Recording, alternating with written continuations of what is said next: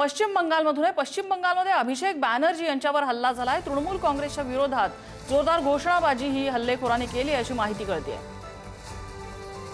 একমাত্রই বিজেপির মুখ্যমন্ত্রী বর্তমানে যিনি চুরি জচ্চুরি করে মুখ্যমন্ত্রী হয়েছে, যার মাথার উপর ইডি সিবিআই কেস ঘুরছে।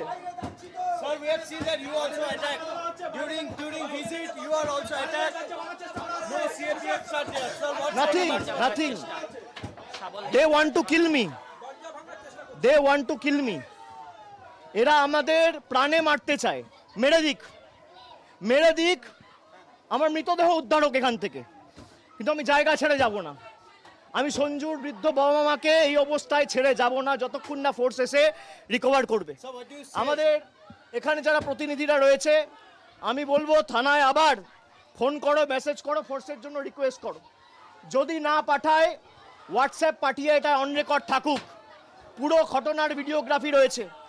আমি হাইকোর্টের দৃষ্টি আকর্ষণ করছি, আমি রাজ্যপালের দৃষ্টি আকর্ষণ করছি। কি বাংলার পরিস্থিতি, এখানে প্রায় 50 জন সংবাদ মাধ্যমের প্রতিনিধিরা রয়েছে, দরজা ভাঙার চেষ্টা করছে, পুলিশের একটা লোক নেই।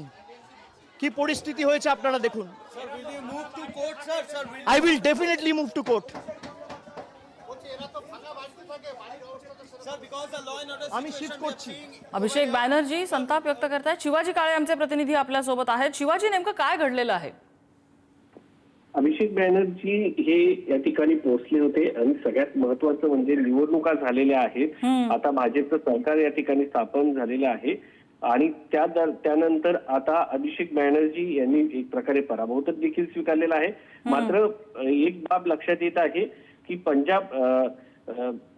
पश्चिम बंगालमधील कायदा व्यवस्था जी आहे ती अजूनही ठीक नाहीये, कारण सरकार बदललं आहे आणि ज्या पद्धतीने त्यांच्यावरती अंडी दगड फेकण्यात आलेले आहे, सोनपूर मधील ही घटना आहे आणि चोर चोर असं म्हणून त्यांच्यावरती हा हल्ला झाल्याची माहिती समजत आहे। आणि यामध्ये आता या सगळ्यामध्ये त्यांची सुरक्षा व्यवस्थेच्या बाबतीमध्ये देखील प्रश्नचिन्ह उपस्थित झालेलं आहे। मात्र सगळ्यात महत्वाचं जर म्हणून पाहिलं गेलं तर हा हल्ला जो आहे एक कायदा सुव्यवस्थेबाबत प्रश्नचिन्ह उपस्थित करतो आणि त्यामुळेच आता या सगळ्या संदर्भामध्ये अभिषेक बॅनर्जी यांच्याकडनं काय भूमिका घेतली जाते हे पाहणं महत्वाचं आहे। सध्या जी माहिती मिळते त्यानुसार त्यांच्यावरती हा हल्ला जो आहे तो करण्यात आलेला आहे। शिवाजी, धन्यवाद या माहितीबद्दल।